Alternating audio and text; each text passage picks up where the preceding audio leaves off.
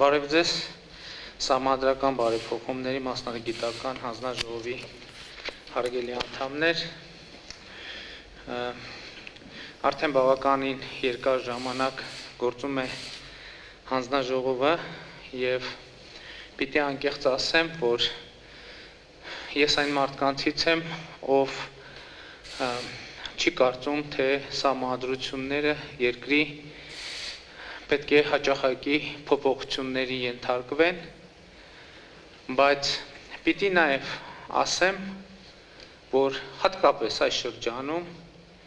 եկել եմ այն համոզման, որ մեզ ոչ միայն պետք է իրականացնել սահմանադրական փոփոխություններ, այլ մեզ հարկավոր է դե յուրե նոր սահմանադրություն ընդունել։ Սովորաբար սահմանադրության փոփոխությունները կամ բարեփոխումները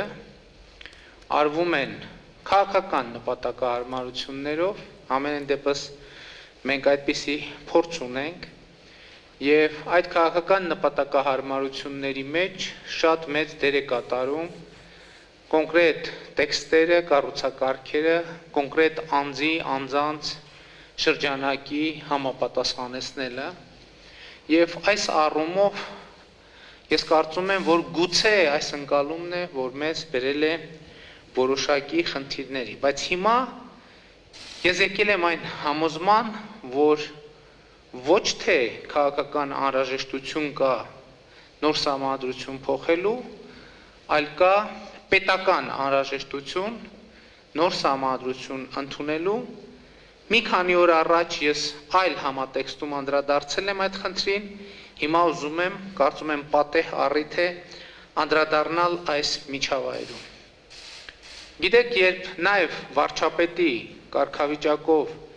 ես շատ խնդիրների մեջ խորամուխ եմ լինում,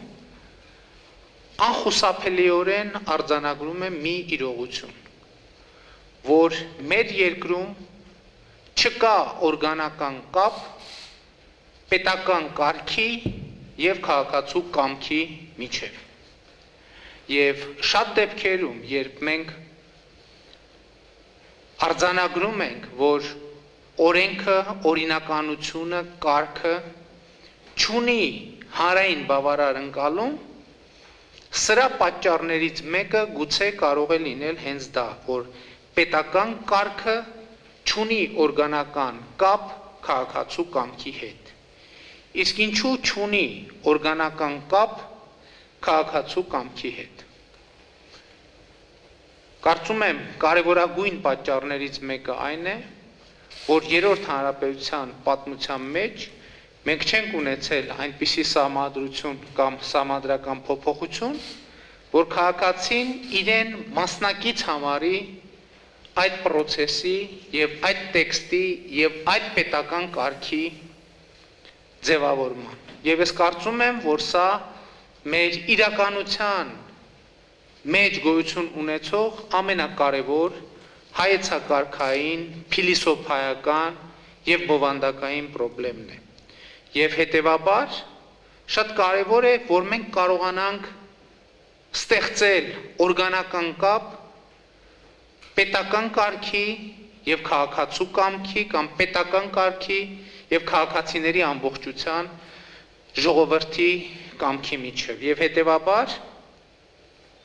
սա մեծագույն խնդիրն է, որ դրված է մեր առաջ։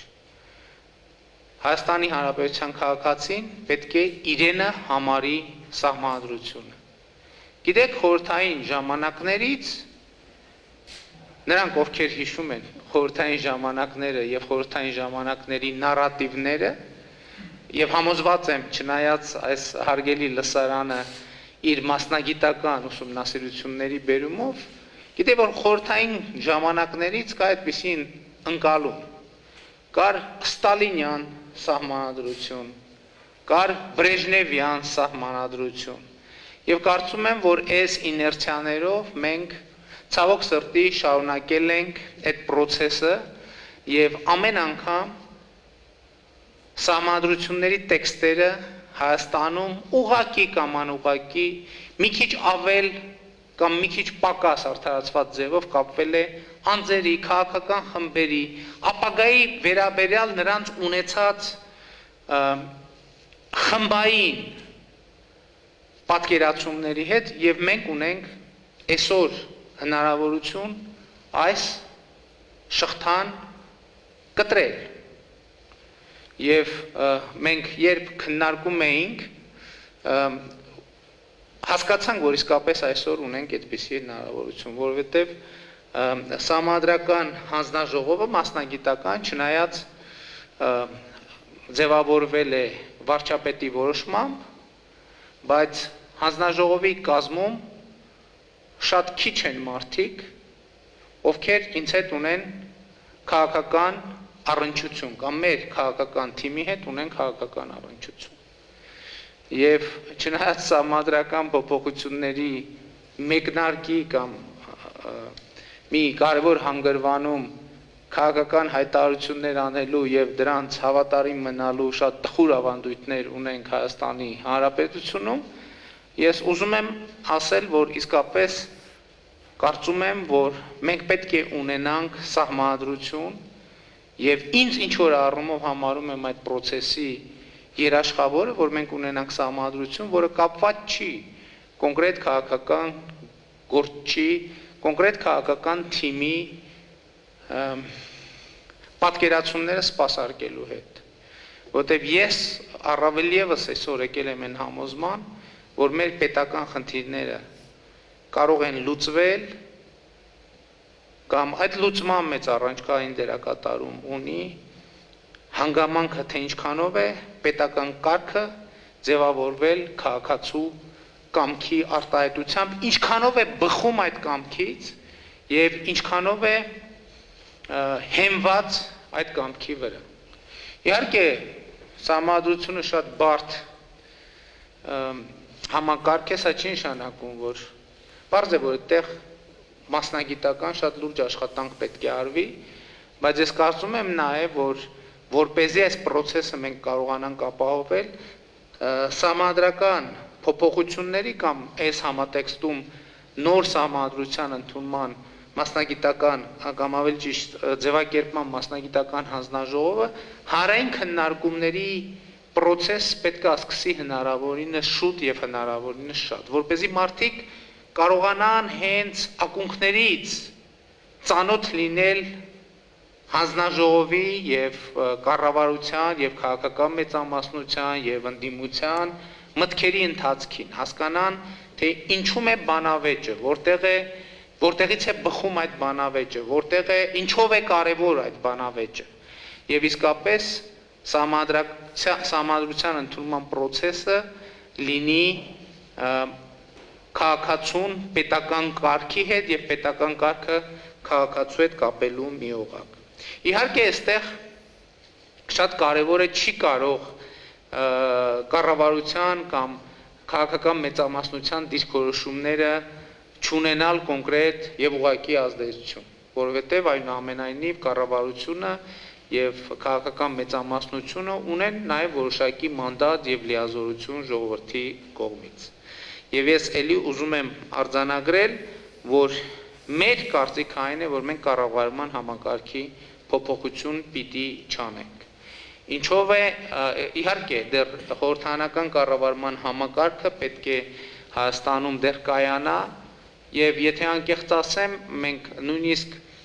պետք է հասկանանք ինչ նկատի ունենք խորհրդարանական կառավարման համակարգ ասելով։ Այն ինչ որ մենք այսօր ունենք, արդյոք մենք դա համարում ենք լիարժեք խորհրդարանական կառավարման համակարգ։ Խորհրդարանական վերահսկողության մեխանիզմները արդյոք բավարար չափով զարգացած են։ Ուզում ենք արդյոք ավելի զարգացնել խորհրդարանական վերահսկողության մեխանիզմները։ Հաջորդ խնդիրը, որ ելի շատ կարևոր քաղաքական քննարկումների առիթ է եղել, գործող սահմանադրության մեջ կան մեծամասնության արկայության հարցն է եւ հարց ունի երկու երես իրականում։ Առաջինը սա հնարավորություն է ստեղծում ընդդիմության համար ավելի լայն ներկայացվածություն ունենալ խորհրդարանում։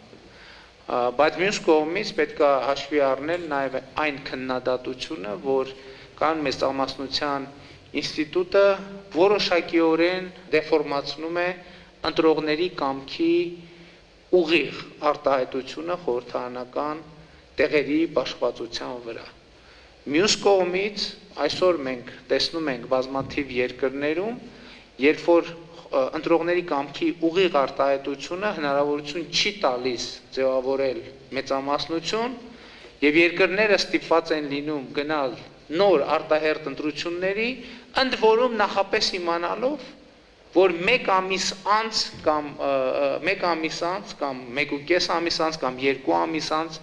դժվար թե ընտրողների կամքում որևէ էական փոփոխություններ տեղի ունենան։ Մենք այսօր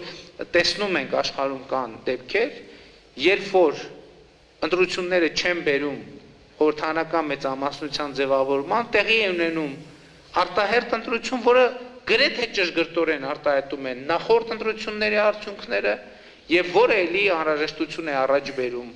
նոր ընտրություններ անցկացնելու կամ էլ ձևավորվում է փոքրամասնության կառավարություն, որը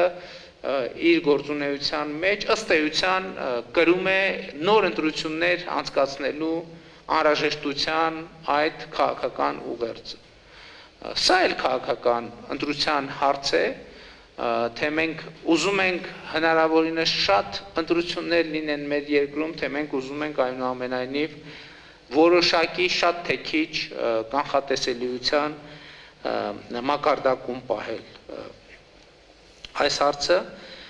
Հաջորդ կարևոր խնդիրը, որին ես կուզենայի անդրադառնալ, սահմանադրության մեջ օտարերկրյա ներդրումների եւ ներդրողների համար առավել հարմարավետ պայմաններ ստեղծելու հարցն է, հրամայականն է,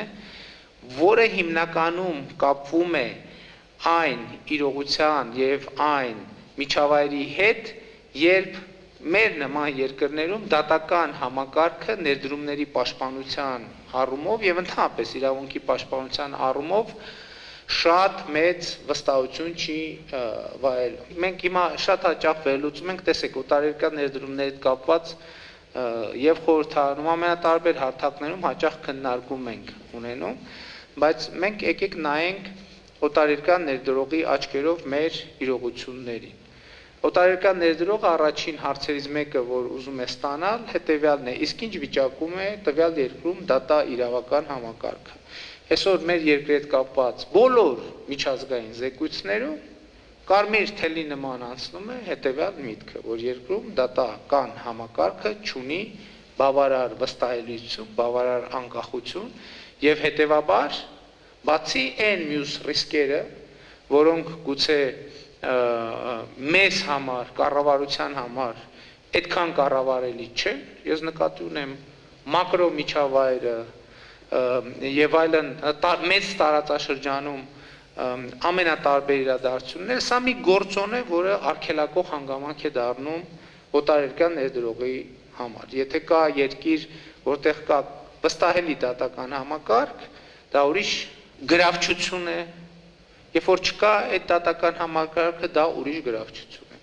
Բայց մյուս կողմից առնվազն միջազգային կոնյունկտուրայի առումով շատ նույնիսկ ամենալավատեսական գնահատականներով մենք չենք կարող մի քանի տարվա մեջ այնպիսի դատական համակարգ ստեղծել, որը միջազգային ներդրողի համար ունենա վստահելիության այն աստիճանը, որը մենք ակնկալում ենք, եւ այս տրամաբանության մեջ, քանի որ նաեւ ներդրողներից անընդհատ այդ ազդակները գալիս են, ճիշտ կլինի, որպեսզի մենք մտածենք օտարերկրյա ներդրումների պաշտպանության այլընտրանքային մեխանիզմների գոյության մասին։ Եվ վերջո նաեւ վերջին թեման, ուղղությունը, որին ես կուզենայի անդրադառնալ, անկախ դատական համակարգի գոյությունն է։ Եվ այս առումով ես գիտեմ, որ հանձնաժողովում կան նաև քննարկումներ ունենալ մեկ միասնական դատական համակարգ, նկատի ունենալով եւ ընդհանուր դատական համակարգը եւ սահմանադրական դատական համակարգը եւ ուղիղ ասած սահմանադրական դատանի գործառույթները եւ դատական ընդհանուր համակարգի գործառույթները վճռաբեկի գործառույթները միավորել մեկ համակարգի մեջ եւ անկեղծ ասած կարծում եմ որ այս թեման արժանի է լրջագույն քննարկման որովհետեւ երրորդ հանրապետության պատմության մեջ մենք մի քանի անգամ ենք տեսել երբ որ սահմանադրական դատական համակարգը եւ սահմանադրական դատարանի եւ վճռաբեկ դատարանի միջեւ կա որոշակի ընկալումների խզում, որը չեմ կարծում թե դրական ազդեցություն է թողնում մեր դատական համակարգի զարգացման վրա։ Իհարկե, այս բոլոր հարցերը իրենք ունեն շատ կարևոր մասնագիտական կոմպոնենտ եւ իմ ընկալումը հետեւյալն է, որ քաղաքական ուղերձները մենք պետք է հղենք հանձնաժողովին մասնագիտական ստանանք հանձնաժողովի ուղերձները եւ կարծիքները այդ քաղաքական հարցադրման վերաբերյալ մասնագիտական ֆիլտրով անցած գնահատականների վրա վերանայենք եւ վերագնահատենք մեր կարծիքները եւ կարողանանք կայացնել որոշումներ։ Իհարկե արձանագրել, որ կամ նպատակ դնել, որ մենք պիտի ունենանք կոնսենսուսային վիճակ, ես կարծում եմ դա ռեալ չի, ոչ միայն քաղաքական առումով։ Ես կարծում եմ, որ նույնիսկ իրավաբանական հանրության շրջանակում, որտեղ որևէ քաղաքական, այսպես ասած, կոմպոնենտ չկա, այդտեղ էլ հնարավոր չի եւ հնարավոր չի լինի հասնել կոնսենսուսային իրավիճակի, բայց մենք կարող ենք արձանագրել մի բան, Հայաստանում պիտի բացառվի, ոչ թե պիտի բացառվի, բացառված է այլևս որևէ ընտրակեղծիքի կամ որևէ այլ գործիքի կիրառումը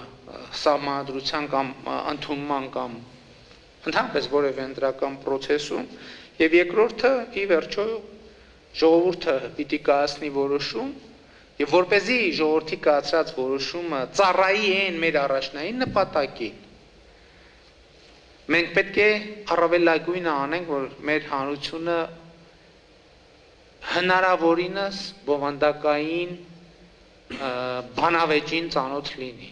որտեւ ասել որ մեր քաղաքացիները բոլորը սահմանադրության տեքստը նրա նրբությունները ամբողջությամբ տիրապետելու են կարծում եմ այդքան էլ իրատեսական չի բայց որ քննարկման ոգին եւ կոնտեքստը ենթատեքստը նրանց շատ ինֆորմացիա կարող են տալ կարծում եմ նաեւ սա ակնհայտ է եւ մի հարցի կուզենայի անդրադառնալ որը ուղիղ կապ չունի սահմանադրության փոփոխությունների հետ ես կարծում եմ որ մենք պետք է մտածենք Հայաստանում ընտրական համակարգի տեխնոլոգիական այլընտրանքներ ունենալու մասին որտեղ հիմա տեսեք օրինակ մենք հիմա հանրաքվե ունենք նշանակած որը կորոնավիրուսի պատճառով մենք չենք կարողանում եւ ըստ էության չենք կարող իրականացնել բայց կա տեսակետ որ կորոնավիրուսը դեռ շատ երկար լինելու է մեզ հետ ոչ միայն Հայաստանում այլև ամբողջ աշխարհում կարող է համաճարակա վտանգ իրավիճակ լինել եւ առաջիկա խորհրդարանական ընտրություններում, թիմ ընտրությունների ժամանակ եւ այլն եւ այլն։ Մենք պետք է մտածենք, թե արդյոք կարող ենք ունենալ on-line քվեարկության հուսալի համակարգ, որի արդյունքները այնքան վստահելի կլինեն, մեր օրինակից բերեմ, ինչքան վստահելի են օրինակ մեր վերջին խորհրդարանական ընտրությունների արդյունքները եւ ես կարծում եմ որ այս հարցին պետք է նայենք ոչ միայն ուղղակի որպես ընտրական հարց այլ սա ըստ էության նաեւ մեր պետական անվտանգության հարց է որովհետեւ եթե հանկարծ պարզվի որ համաճարակային իրավիճակի պատճառով մենք սահմանափակումներ ունենք քվեարկությունը սովորական կարգով անցկացնելու հետ ի վերջո սա կարող է դառնալ նաև քաղաքացիների իրավունքների խախտման մի շատ մեծ թնջուկ եւ խնդրեմ որտեւ եթե նույնիսկ համաճարակային պայմաններում մենք ասենք կապ չունի մենք համաճարակային պայմաններում անում ենք ընտրություն բայց ենթադրաբար շատ քաղաքացիներ մտավախություն ունենալով, որ իրենք կարող են այդ միջոցառմանը մասնակցելով վարակվել այս կամ այն հիվանդությամբ, նրանք կարող են ուղղակի դե ֆակտո զրկվել իրենց քաղաքացիական իրավունքները իրացնելու հնարավորությունից։ Սա ես ասում եմ ուղղակի որպես մի հարց, որը առնվազն պիտի մենք դիտարկենք, եւ այստեղ էլ եզրակացություններ պիտի անենք, իհարկե սա ուղիղ համադրական բարեփոխումների մասնագիտական հանձնաժողովի հետ գործունեության հետ չի առնչվում, բայց մյուս կողմից կարող են նաև առնչվել, որտեղ համադրությունը կարող է նաև այդպիսի հնարավորություններ դիտարկել կամ որոշակի ուղենիշներ եւ ձևակերպումներ տալ, որոնք հետագա որոշումների կայացման համար ավելի պարարտ հող կստեղծեն։